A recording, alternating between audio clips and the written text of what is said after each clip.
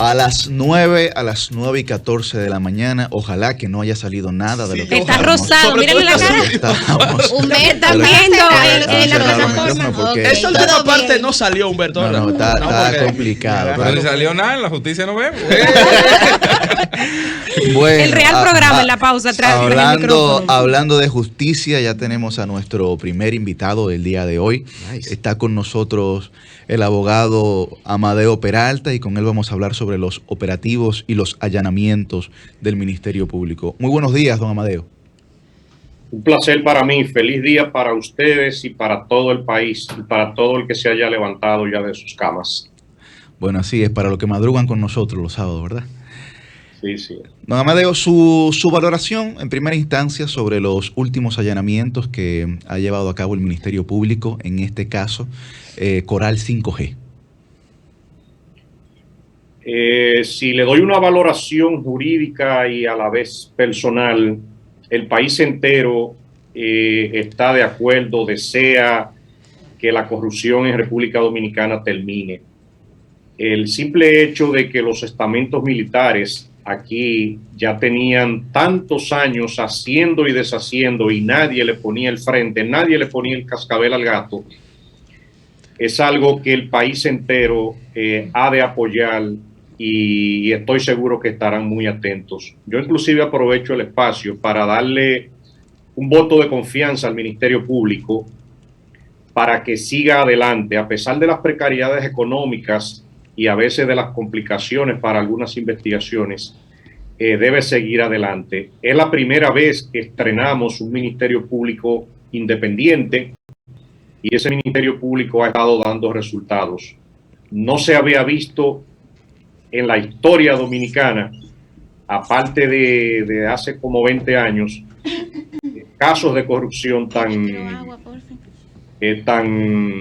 tan sonoros y sobre todo por las personalidades que envuelven. Que sigan adelante. Doctora Amadeo, Milicen Uribe de este lado, un saludo.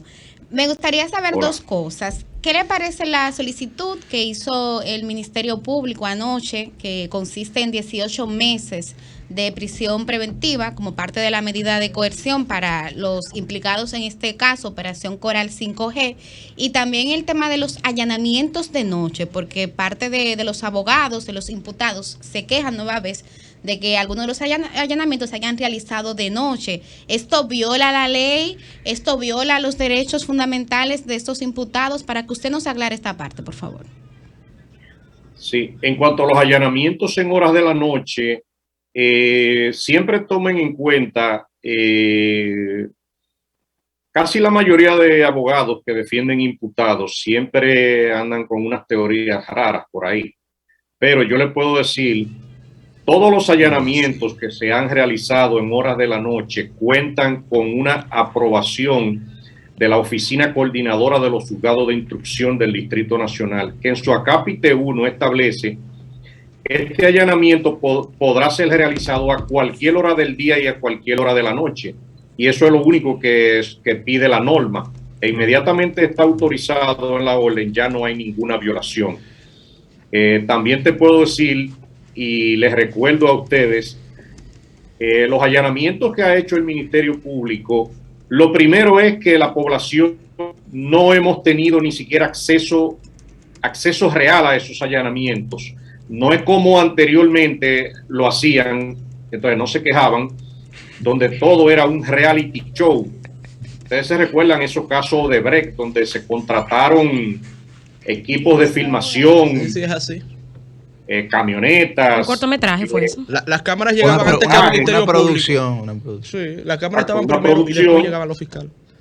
Y ahí sí era verdad que ahí sí había violación a los derechos fundamentales de esos imputados, porque ahí sí se estaba violentando el derecho al honor, a la intimidad, al buen nombre, aunque en ese momento estuvieran siendo imputados. En este caso, el Ministerio Público ha respetado totalmente los derechos de esos imputados. En cuanto a la solicitud de medida de coerción de 18 meses de prisión, también te puedo decir que dada la gravedad de los hechos, es la medida más normal y más idónea que siempre solicita el Ministerio Público, Recuérdense que estamos hablando de casos graves de corrupción, o sea, altos militares de la nación se confabularon para robarse el dinero del Estado.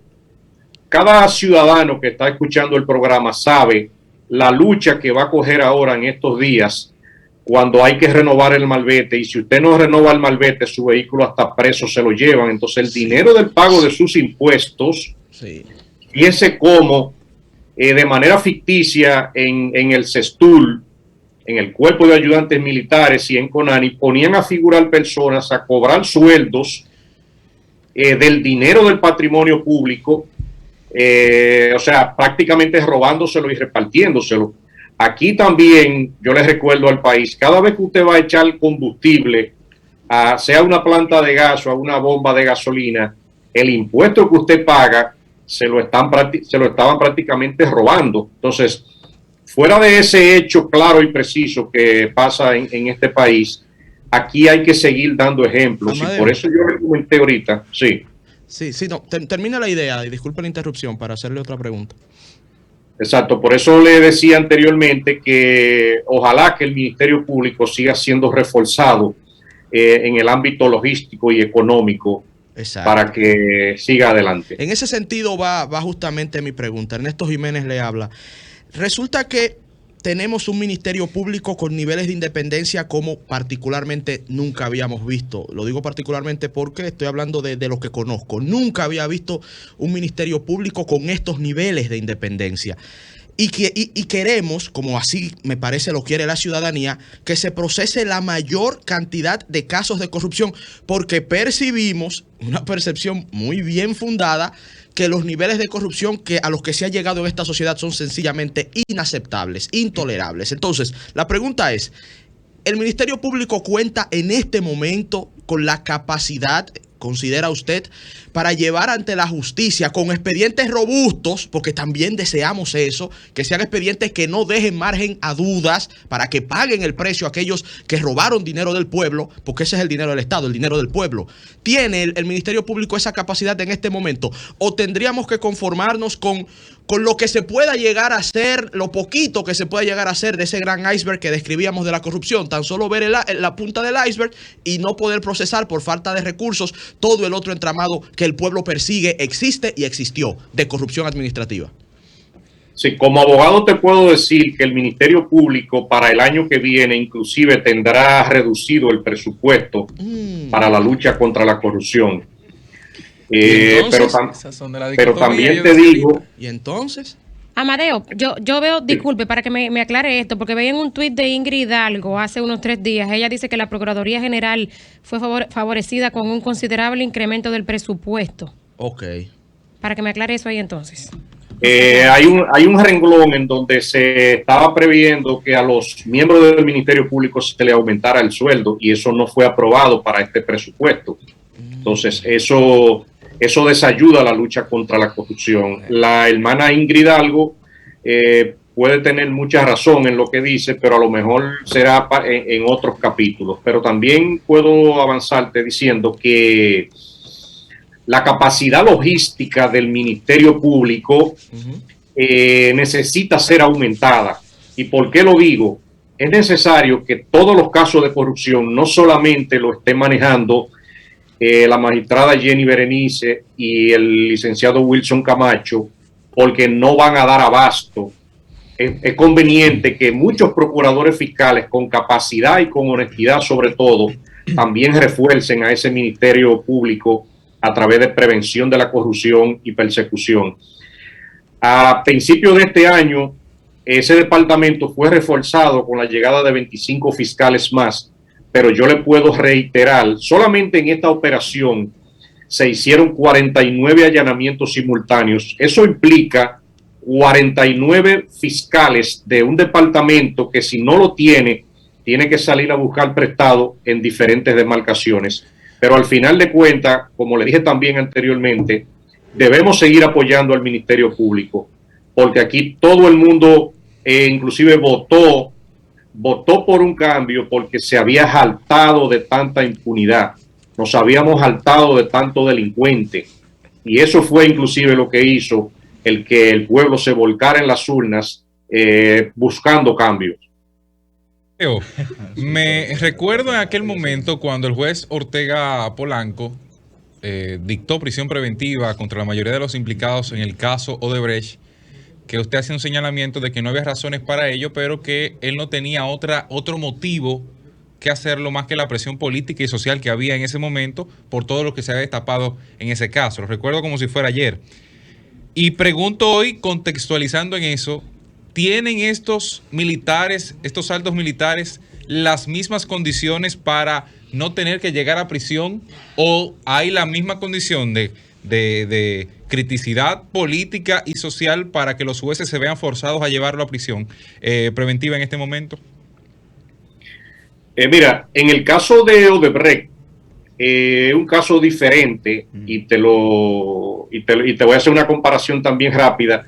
Yo había dicho en el caso de Odebrecht que ahí no había lugar para sostener ni siquiera ese expediente, porque era un abuso solicitarle una medida de coerción a un señor apellido de Olio que trabajó en una hidroeléctrica en la CDE hacía tantos años, que era un abuso meter en ese expediente a un señor apellido Castellano, uno que usa una barba, que yo de hecho nunca lo he visto, que era un abuso. De hecho no me recuerdo a otros encartados en ese proceso, porque no tenía asidero legal. Le pidieron medida de coerción a esas personas, estuvieron presos.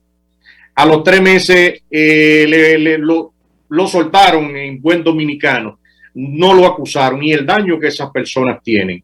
El país entero, inclusive en el caso Odebrecht, sabía y estaba seguro y estaba esperando una sentencia total de descargo, porque el primer hecho es que si se está acusando personas de soborno, ¿dónde están los sobornados?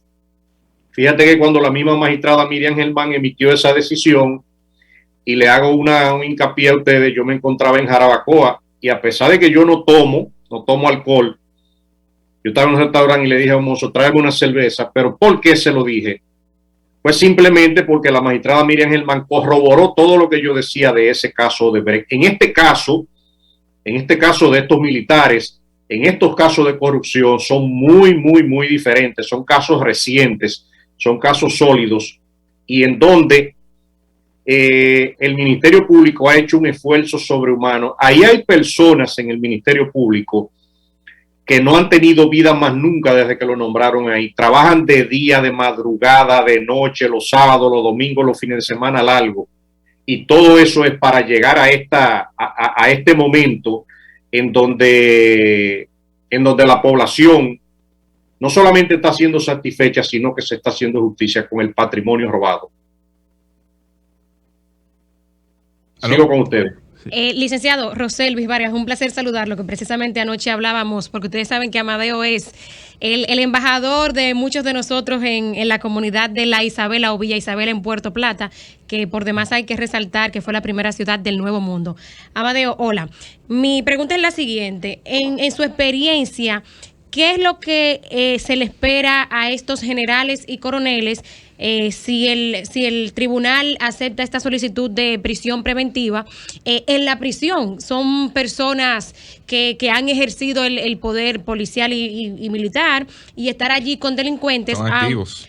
Tomando en consideración, claro, que muchos de ellos se le ha dictado prisión preventiva a cumplir en la cárcel de San Cristóbal, que es el edificio nuevo que está delante de la cárcel de Najayo, o sea que no están con los delincuentes comunes. Pero, ¿qué es lo que se le espera a ellos en su experiencia en prisión, si se les dicta prisión preventiva finalmente?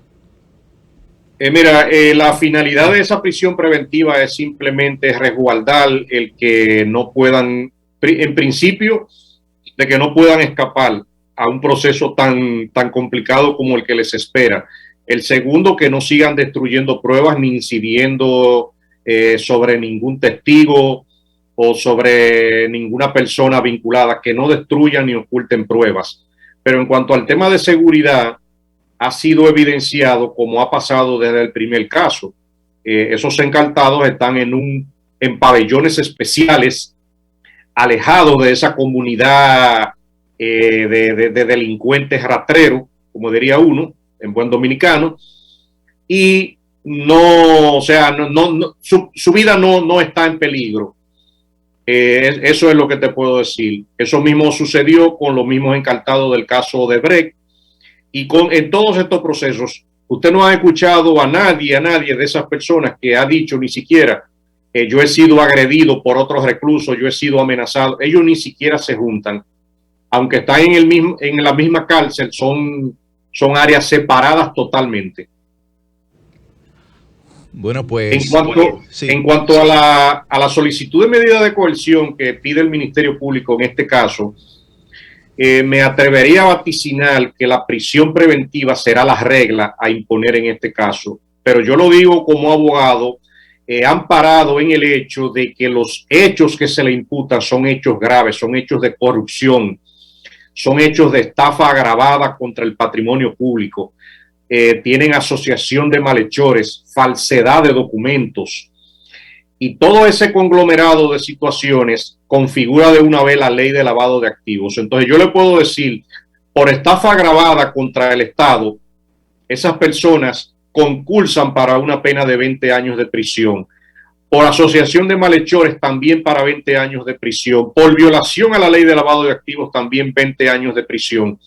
Y esa ley de lavado de activos ha venido a ser la espina dorsal en la lucha contra la corrupción, porque el Código Penal viejo se había convertido en un caldo de cultivo para promover la corrupción.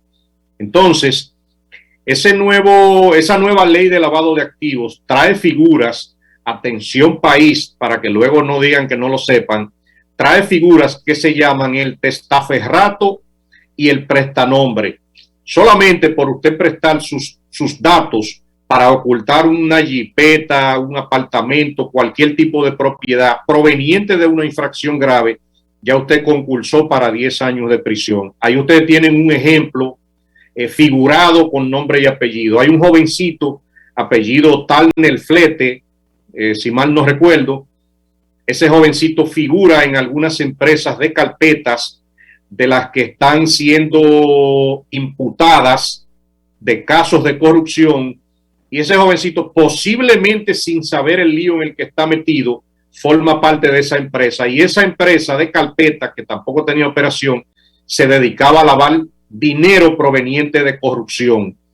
Entonces, el prestanombre y el testaferro en República Dominicana ya tienen una situación procesal difícil que deben corregir. Bueno, pues agradecemos la participación de el doctor Amadeo Peralta aquí, que ha sido pues bastante claro como con los casos de los allanamientos y con esta nueva ley que quedaría para otro programa, don Amadeo, sí, discutir esta nueva ley de extinción de dominio y de cómo también quiere introducir piezas retroactivas que desde nuestra perspectiva pues riñen con la Constitución de la República y el ordenamiento jurídico, pero eso es un debate mucho más amplio. Es un debate. Gracias. Muchas gracias, doctor. Cambio fuera.